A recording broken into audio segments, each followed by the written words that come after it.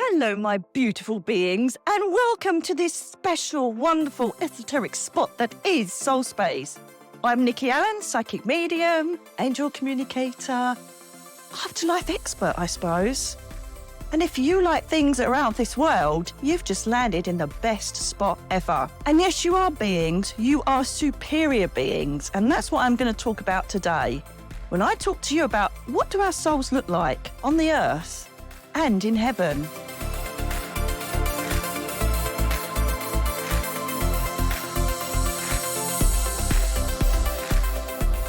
I was very intrigued about this because I think this kind of mindset set me off when I did a channeling the other day with Julianus, when he spoke about it's really important to maintain our souls. Julianus is one of my soul guides.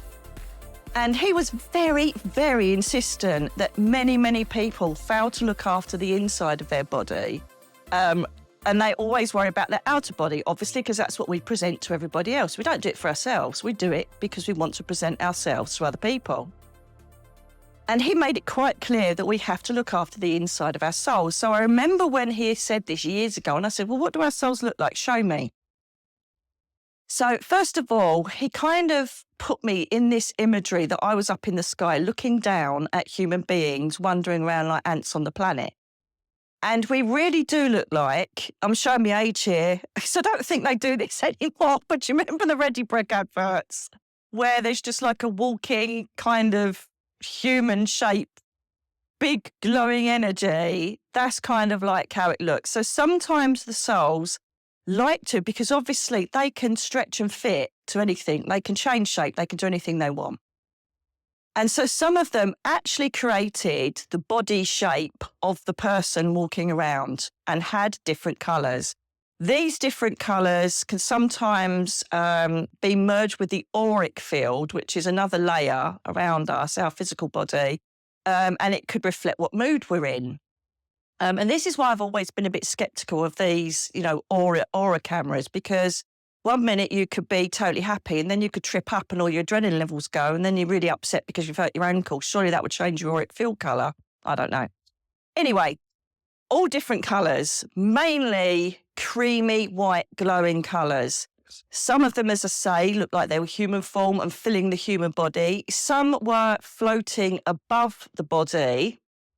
Some were wandering around on top of the body. Some were just little balls in the solar plexus area of the body, which is just above the belly button. They were all different shapes and sizes and forms. And I knew, because I've known this since a child, that we have an esoteric cord. There's a very strong silver one that connects a young baby or a newborn to the spirit world. And it's a safety mechanism in case they need to go back. And I've seen it in babies that have passed over, and it's mentioned in my book, The Rise and Fall.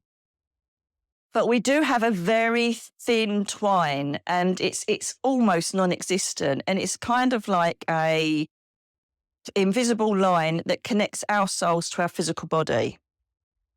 And so what happens is that if we astral plane, which is when our souls disappear off and go off travelling, we can ping ourselves back to our soul. And this is sometimes why we wake up with a massive jump, because our soul has gone beyond our physical body and causes us a bit of a shock. It's almost like, the way I see it, like with penguins, when, the dads kind of sit on the eggs and then the mums pop off and go and, get some food and then come back. You see it on David Attenborough's nature things, and it's like, how do you find your soul mate or your penguin mate, and how do you find your egg? And they can go straight to them out of millions of or thousands of penguins. Do you know what I mean? And it's a bit like that. Our souls know where we are. They can connect with us. And it's also assisted with us grounding ourselves. But I don't want to get too deep into it. That's the simplicity of it all. Okay. So this is why we can get remote viewers, that have come up very much during wartime, people using psychics for remote viewing. And we can project our imagery across the planet. This is because our souls can go and view what's going on elsewhere. Okay, my granddad was absolutely superb at it. I remember once when my auntie told me that my cousin had gone off with some fella, and he wasn't a great fella at all. and she really wanted to know where he was. So she said to my granddad, can you find her? Where is she? So he goes, hang on a minute. He was so, none of it was like, I'm going to send my soul across to somewhere else. It was none of that. Oh, no. It's like, oh, hang on a minute. It was so modest, humble. It was incredible. It's almost like he wasn't even aware of what he could do. It was so casual. It was incredible. And he literally sent his soul out searching for my cousin's soul. And he came back and said, right, I'm just going to make the address up. She's at number 123 Smith Street in Essex, right? Which was about, I think it was a good 50 minutes away, something like that. So because all of my family, are spooky dooky, they went on his word and they drove all that way, right? And he said, hurry up and go now because the man isn't there. He could see the door. He could see it. And he said, it's a red door, 123 Smith Street, go there now. So they literally absolutely smash it down the motorway and go to this place, bang on the door. And my cousin opens the door. So my uncles then say, come on, you need to come away. You're not staying here. And they bring her back and then everything's obviously sorted out from there. My granddad searched for my cousin's soul and found her. And he didn't even flinch at this. He didn't even think it was anything remarkable. Isn't that remarkable? And I always remember as a child flying and trying to show other people they could fly as well. And I used to go to all different sorts of countries and places. And I used to go and fly over my brother, my mum, my dad. I used to go and look all around the house. And that's, if you know from some of my interviews, how I used to fly down the bottom of the stairs and see the entrance to heaven at the top of the stairs. And again, I thought we could all do this. And we can, because we are all supreme beings. We are spirit beings, infinity beyond souls. We're very old souls. And we're encased in a body for human experience. So don't ever forget that. You are a supreme being. So this is how we look like down on the earth plane. And as I say, we're all different shapes and forms down here. I would say most probably when I was looking down, the higher percent were glowing and pretty much mirroring the shape of a human body, a humanoid. And so that's how I saw that. But this is the most magnificent bit. When we go up. So I've already told you about what happens when we die in a previous podcast. If you're new to here, please go back and listen to that because it really is exceptionally interesting. So when our body, our overcoat has had enough and it's done its thing, obviously the soul then comes into its own. And it's incredible how it changes and becomes stronger in size, becomes really strong in size, shape and form. And sometimes I've seen it a couple of times at funerals, a bit late going up to be fair, but I've seen it leave above the coffin and it's just a sheet of sparkling rain. So I don't know why I saw it then, because I've always seen, the soul and been told the soul's taken pretty quickly after the physical body's passed by Azrael, aided by some of your friends and family so that you're not upset or scared or lonely. But you're not at all. Because they're already landed down here before you've even passed. So when I saw these sparkly rain sheets, I'm like, wow, they've left it a long time. And sometimes they just leave it to go up during the funeral, which is really weird. And then I see the energy go up. And from a police point of view and a psychic medium point of view, what I would say is that we're going to get into something I didn't even think we were going to get into, but this is what I love about my podcast. They're totally organic. I don't plan to a certain extent what I'm going to say. I just get a subject matter and I just go on from there. And this is, you most probably have experienced this. If you've been unfortunate enough to see one of your loved ones after they've passed and the soul has gone, it looks like an empty shell, doesn't it? It really, really does. And I've even as a police officer, a young police officer, being at like a sudden death and being with the body until the family or the coroner or the ambulance turn up. And I've looked at the body and thought, oh, bless her, just sleeping. And then I've been wandering around and I'm a bit freaked out because I was only like my late teens and early 20s. And then I look again, I think, oh my God, that looks horrific. They just don't look like they're there anymore. And I realised, from my learnings that looking back, the soul had left the body. And I noticed it with my mum. It was the most incredible thing. And I detail this in my book because I think it's Rise and Fall, or is it Me, Myself and I can't remember. You'll have to buy both. But I just kind of remember seeing her sleeping and thought, yeah, that's okay. And then I felt a massive energy surge. I've said this before.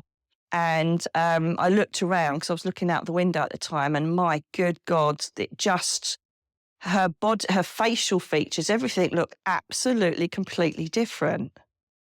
And I knew that her soul had gone up because then the lights almost exploded and some weird phenomena happened. And so I would say to you, think very carefully about how you want to remember your loved one. If you're late getting there, which they've planned, and it's all planned, so don't worry, then think about whether you want to see them after the soul's left because it's just not them. If you get comfort, by all means, by having that last physical contact, please do. But think carefully because, from my experience as a bereavement trained detective and from my experience as being a full-time medium, people can't forget that last look of their loved one. And that's the hardest thing to get out of your head. Do you know what I mean? So think carefully about that because it can literally, pardon the pun, haunt you for quite a while. The way that I always encourage people is to get a photograph of them looking spectacular on holiday or you together looking amazing. And every time you get the thought process of seeing them past in your head, quickly look at the photograph because eventually your brain will automatically connect to that photograph when you think of your loved one. Just a little tip for you. It's the same even with pets. I think I was a bit late going to Mina because she didn't look great. But then Mia would just look like she was sleeping and she was just, because she used to sleep with her eyes open anyway. And she just looked asleep. And so I didn't leave it too long because I knew that she would look a bit different. It's exactly the same for animals, darlings, as you'll know also from my last podcast. So it's really interesting because really the life force of us, everything that makes us is our soul. And it comes into its own as soon as that physical body dies. It really does. It's like a rebirth and it's like, whoa, I'm free. I'm not encased in this body anymore. I'm free. And the vibrancy and the energy it can create and the strength it suddenly gathers when it's out of that physical body is remarkable. It is so physically strong. And of course, it's like a salmon going up against the river. It goes against everything. It has to go through many ethers. It has to go through many layers of frequency to get home. And it does because it's strong, it's resilient. It's been doing it for thousands of years. And we forget this. We forget that that's us. We tend to stay connected in this human body and all of the crap that goes on around it. And we don't realise that we are a strong, non-erosive, incredible, superior presence on this planet that connects to the most powerful source of the universe. And when we realise that and we connect back into it, your life will change, I promise you. You will witness the magic. So let's talk about what happens when we're in heaven and how our souls look in a minute. Darlings, just to let you know, if you go to my website, NICKYALAN.co.uk, a pop-up will, if they will, it'll pop up and it will give you the opportunity to join my subscribe tribe where you will receive newsletters. These give you loads of personal anecdotes of what's happened in the week. I also love to give you giveaways and give you inspiration, spiritual talk, and also a beautiful little angel card reading at the end. It really is building into a wonderful community, just the newsletter in itself. Don't forget, I'm on YouTube as well, where I give you loads of different videos to help you in your spiritual development and awareness of the angels. And just an exclusive for you, there'll be a new Channeling Heaven program where I shall be literally going up to the Crystal Palace and bringing direct messages to you from the angel realms and the spirit world to help humanity. And on top of that, if you really do want to take spiritual development a stage further, have a look at my shop where I provide many guided meditations for your development. We have the 10-hour tarot course, the Prism Living spiritual development course. We have the QR tarot cards, which are wonderful, and loads of other stuff, including my books if you'd like a signed version. So pop over to the shop area of my website where you can just delight yourself in buying all sorts of wonderful spiritual things.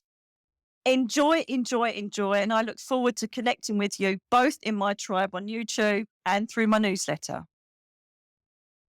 This was the most spectacular thing I saw. Now, if you remember, I spoke about I was watching where my uncle was going when he passed over. And, you know, it was like a humanoid form. The soul was like a humanoid form as it was taken from Azrael, passed over to Jeremiah and put into the healing huts, okay?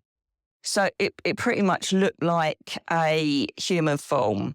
Then as he had his healing and his life review, he then started to create his features and what he was wearing as how he wanted to purport himself. Now, this is really important. And this is where people get a bit confused. You have to remember that we are, right, and most we're not going to like this as a human, okay, but just think of it as a bigger picture. We are an amazing source of light, intelligence, sentience, frequency, sound, colour. Okay, that's what we are. And we wear this suit to walk around the earth plane. All right? And I know this seems weird because a lot of people panic and go, I don't just want to be a ball of light or energy. No, don't panic. You're still you. You're just not presenting yourself with your hair, your nails and all the rest of it and having to pay for it, because this is the best bit, right? You can create whatever image you want as a soul up in the spirit world. So I'm now going to take you to another experience and then mesh the two together at the end so it makes better sense. So I remember, and I didn't even ask for this, I was just literally going up for a meditation, a regular meditation to the Crystal Palace, which, if you're new to my channel, is the home of the angels, the omnipresence or God, whatever you want to call him. It is the source of everything that creates life, okay? And it has all different layers of frequency, different layers of light, different layers of imagery. So to make it easier for humans, they create a human type imagery so that I can walk around heaven and know where I am, and also bring it down and show it to you in simplistic terms. So, you know, if I go left, I go to the Archangel Chamber. If I go right, I go past the Fountain of Youth, as you'd know it, the Celestial Gardens, and go to the reality layer. So they kind of create a man-made map, which I will draw out in my book after this one, which is what happens when we die, okay? So I'm going up to the Crystal Palace thinking I'm just going to have a little look around, see what I'm going to see today, see if I meet any of my guides, see if I'm lucky enough to see an archangel.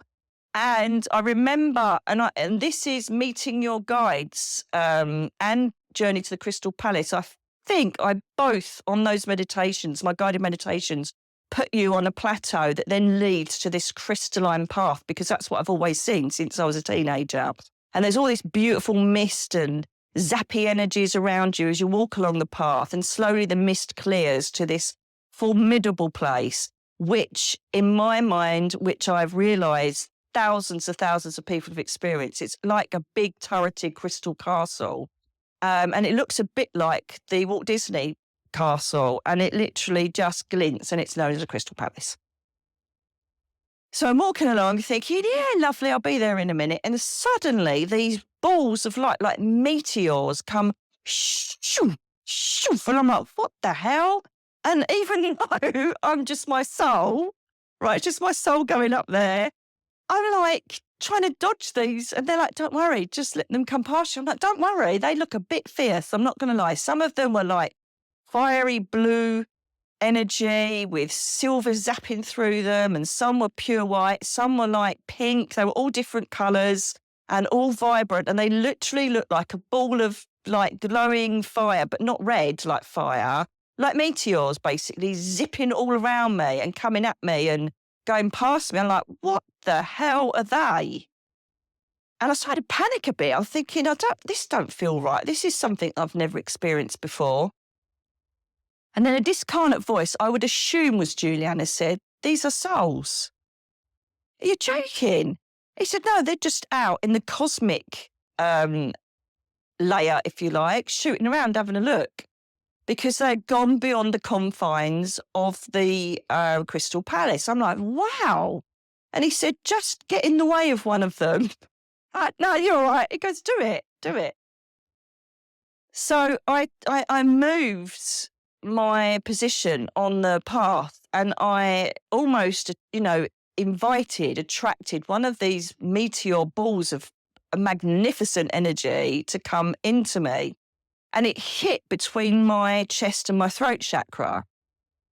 And suddenly it was like a supersonic boom. It was like, boom, right? And I was suddenly in the soul of the soul that had hit me. And it's like, the only way I can describe it in very keeping it real terms is downloading a website.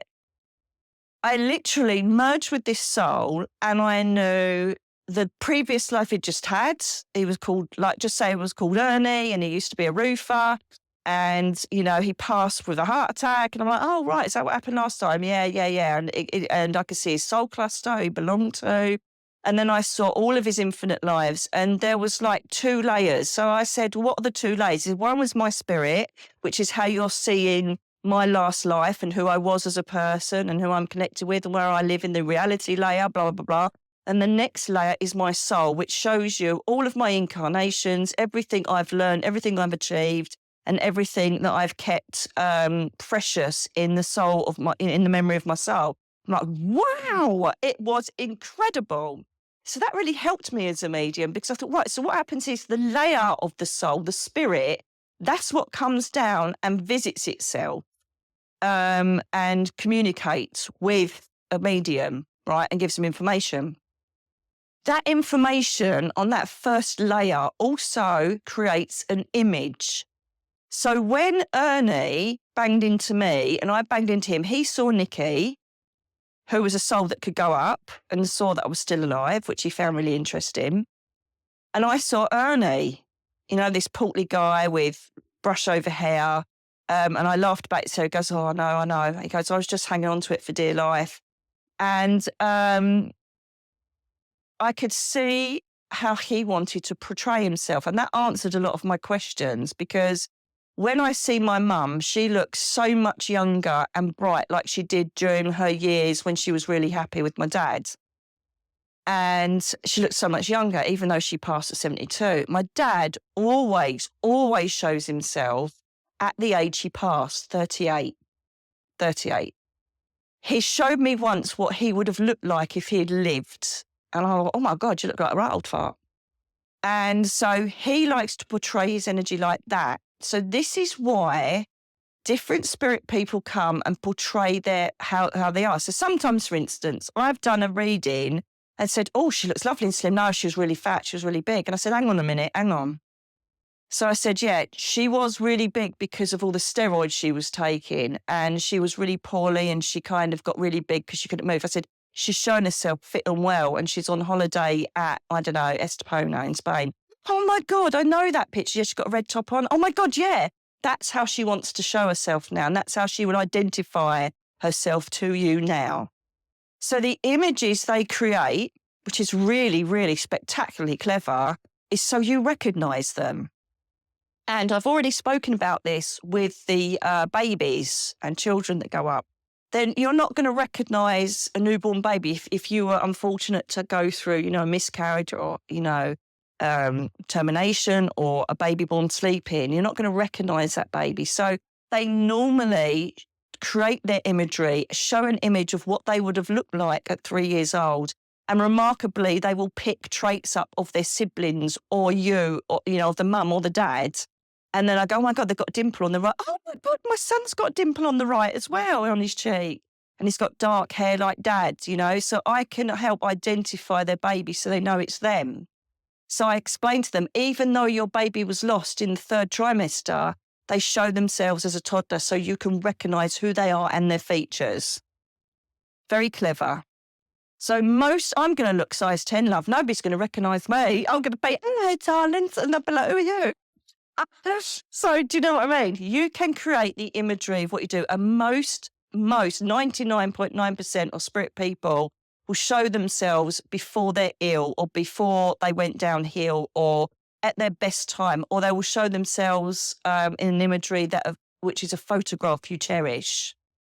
That's very popular. They'll pick a photograph and a time and place that they were so happy with you, and that's how they'll look when they come down, even wearing the same clothing. Some of them will quickly give me a flash of what they were buried in and say, look, this is what they buried me in. Right, let's move on. This is what I'm wearing now. And it gives me great clues, really, because if they got like smart clothes on, I know they were smart. If they were scruffy, I know they were scruffy. If they didn't really care what they looked like and, just chucked any old crap on, then they will. And that helps me to identify them. Because if I'm saying to you, oh my God, she's wearing a beautiful dress, going, no, she never wore a bleeding dress in her life. She was a flip-flop and jean girl.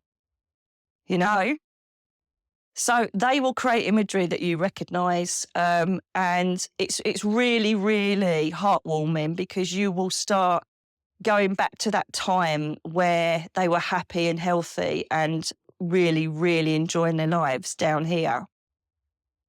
So I thought that was really, really interesting. And I just stood for ages with this spirit and soul and just downloaded and absorbed all this information.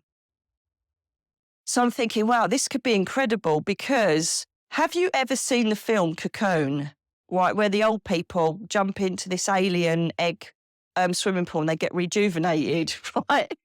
So you're like, where's she going now? Where are we going with Nikki now?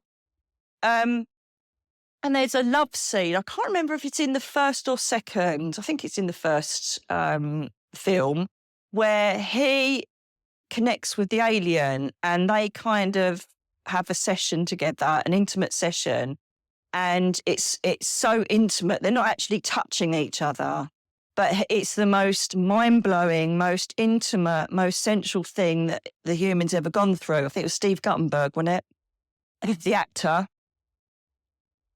And so this is how we connect with our loved ones. Just say you've just passed up, you've gone through your healing, you've gone through everything, and your husband's there waiting for you.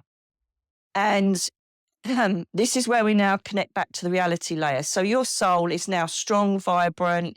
It is just running on all 4 cylinders. It's free of the human body and all of the ego, the mindsets, and possibly the illnesses or whatever's happened, the disabilities, all gone. If you lost a leg, your leg's back again because you are a full soul and spirit working completely whole again, okay?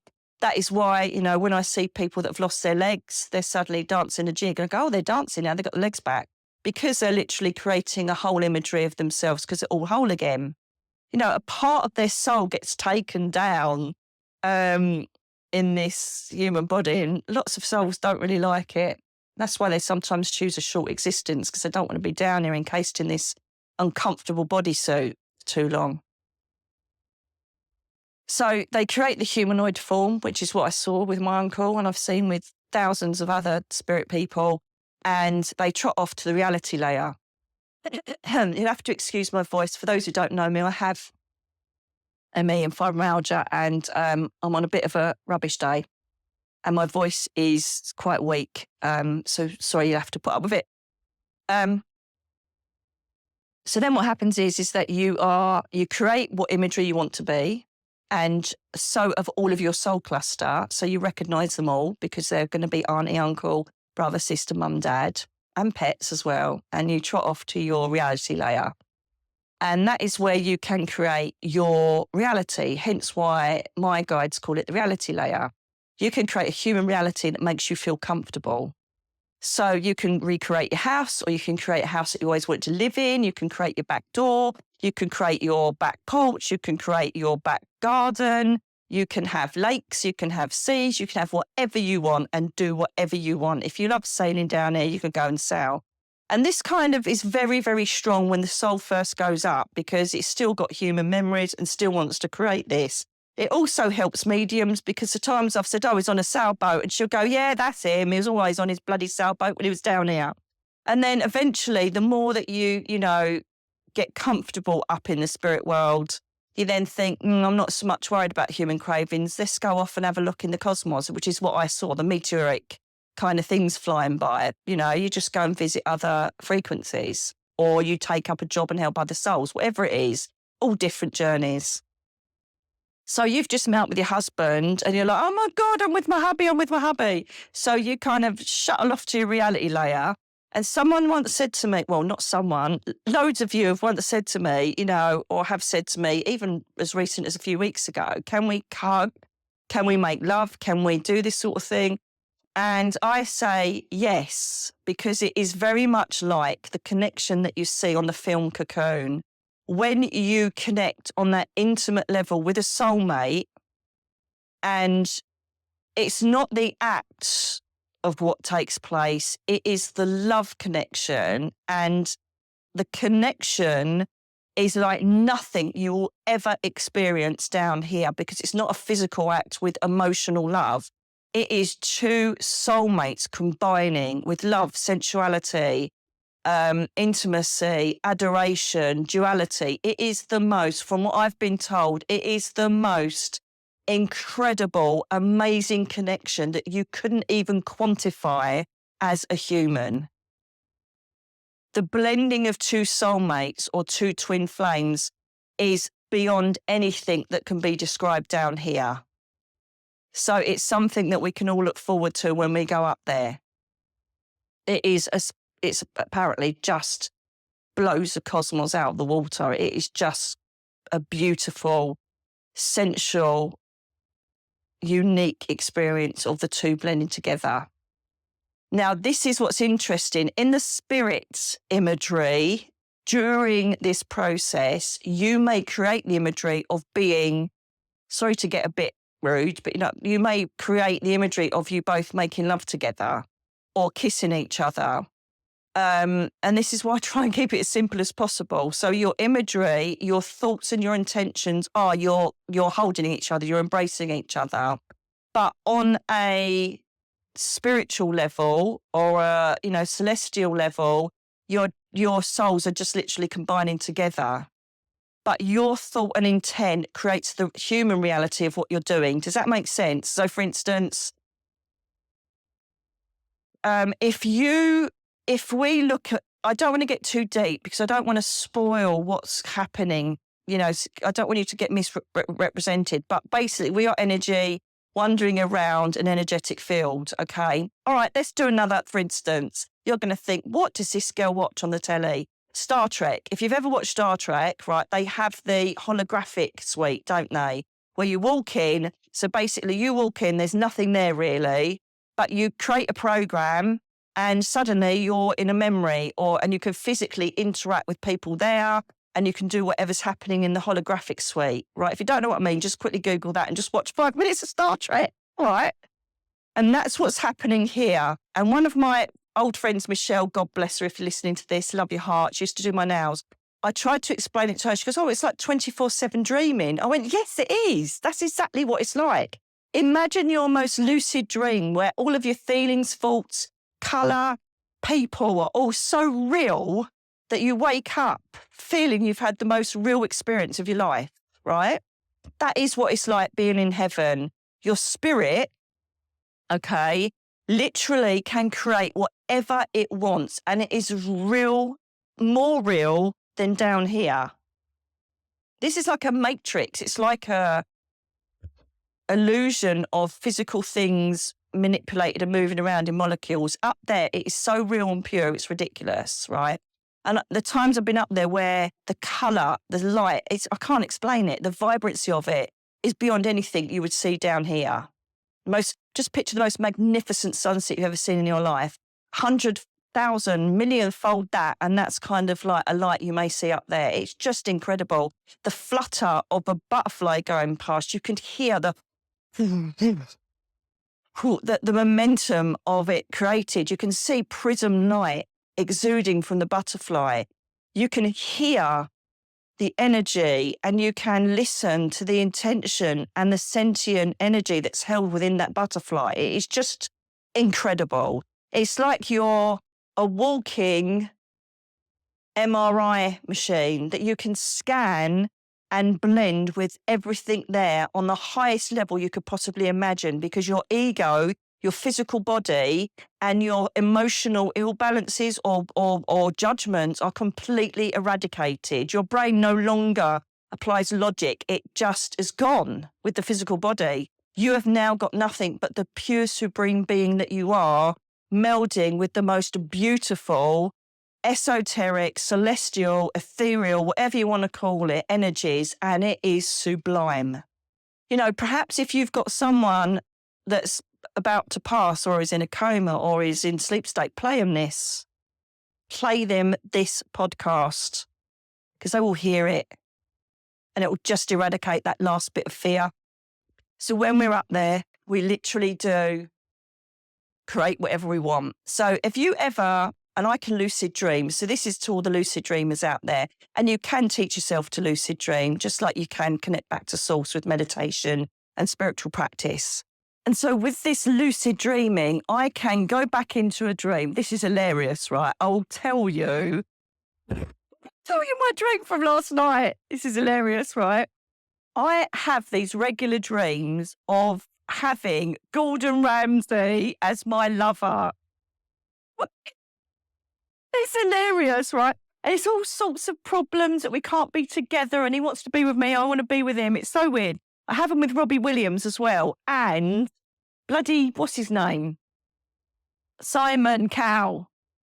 I've had them since I was a teenager. It is so random and so weird.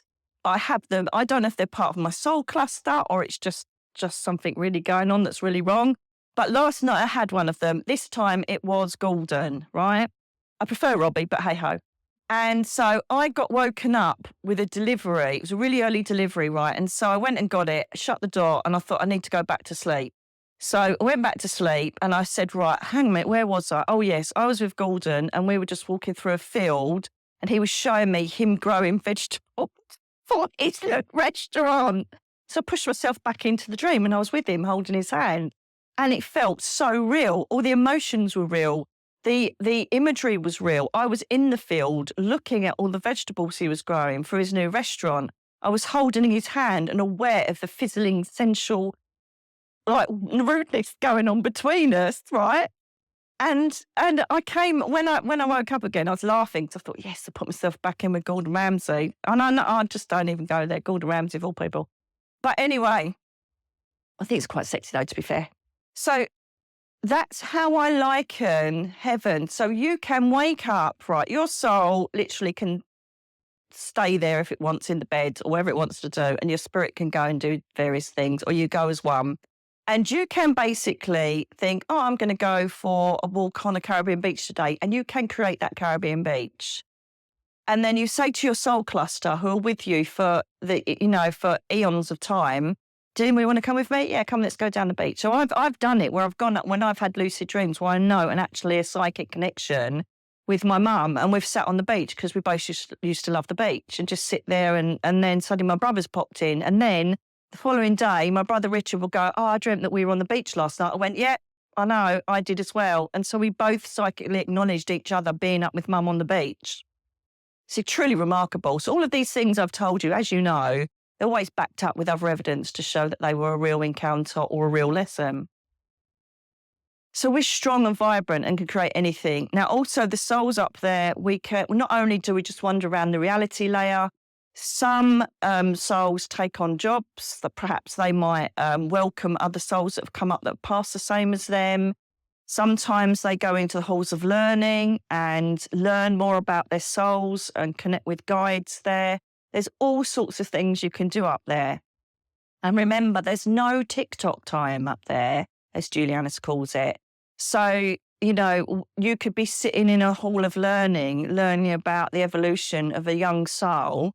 And it could be 5 minutes down here, it could be 5 years, or it could be, 5 months, whatever. Sometimes we want to aspire to be a guide, so we will perhaps go into a different ether or layer to learn how to do that, so that we can then just become a guide and not actually come back down here anymore. And I will say it again, because I've had loads of people ask this as well recently. What happens if, you need to contact my nan and she's already moved on and reincarnated? No. It's a 3-generational thing. So, you don't remember your great-great-great-grandmother, do you? Because there's no human connection there. So that's when the freedom of that soul cluster can come back down. So there's a generational gap. There's a very long generational gap. Now and then there's an admin blip, as Julianus calls it, and one that is just, how did that get reincarnated down so quickly? Other times it is completely on purpose to educate people about the fact that previous lives and incarnations and reincarnations are a fact.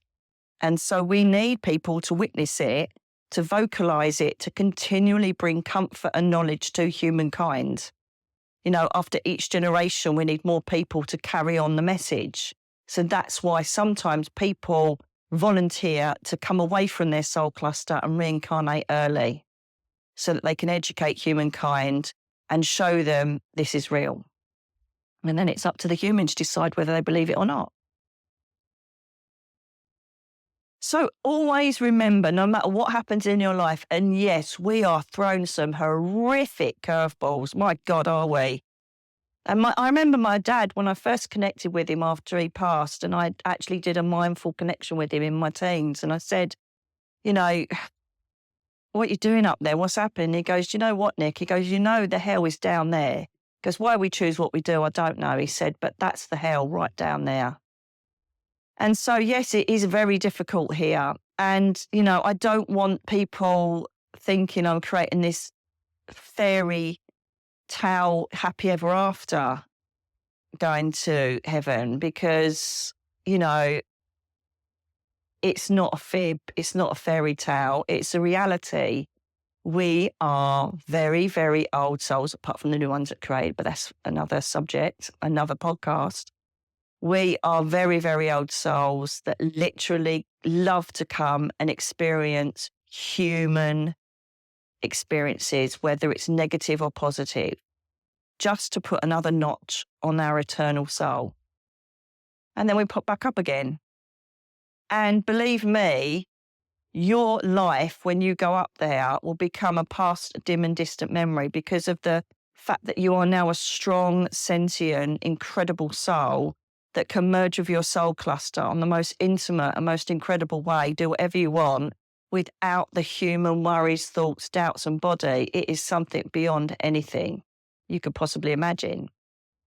However, and don't get me wrong, as a human, I think, oh my God, I don't want to go up there yet. What if I forget everybody? I still get it now and then, don't get me wrong. That's the human, that's the logic part, the left-hand side of the brain. That's the ego coming in saying, is it though? Is it real? Of course it bloody is. And then I go, check myself and go, what's wrong with you? And if I think it, my God, people that aren't awake, or people that aren't as lucky as me to have this channeling connection and direct line to the spirit world and the angel realms, God knows how you feel. But really, there's nothing to fear. There is nothing to fear. And I always say it, and I'll say it again. So many women I speak to up there say it's like childbirth, right?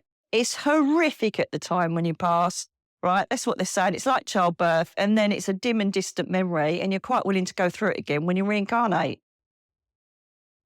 Because you just forget about it. And for some reason, after those 3 generations, we're like, yes, let's go down. Oh my God, yeah, I want to experience this. Oh yeah, oh my God, should I be able to taste ice cream again properly like that? You can do it up there, but it's just to have the physical Matrix 3D feeling. It's so alien to being a free roaming, beautiful, aged, vintage soul And it's just, let's go down to the fairground for a little while. That's all it is. And please don't let me take the value from your life down here, because your life is extremely important down here. How you interact with humankind, what imprint you leave, how you lead your life is very important, because it's all part of the soul ascension process. So it's not a waste of time at all, because we are continually educating the next generations as they come forward. And believe me, more of them are coming more spiritually aware than ever before, just to deal with the crisis we've got going on the planet at the moment. So value your lives, live your lives to the full. Know that you do have, an afterlife to live, but this is just as important down here. Makes it more magical, though, is if you connect to source, because once you do that and you start becoming aware of the fact that you're not alone and that your loved ones are there watching you, walking with you, holding your hand, sleeping by you in your beds, the world just takes on a lot more of a happier and more bearable place. So there's my little description and my experiences of what it's like to be a soul without a physical body. I really hope you've enjoyed it. Please leave a review. And likewise, if you found me, join me here and come along to my YouTube channel and all my other social media sites. Thank you for listening.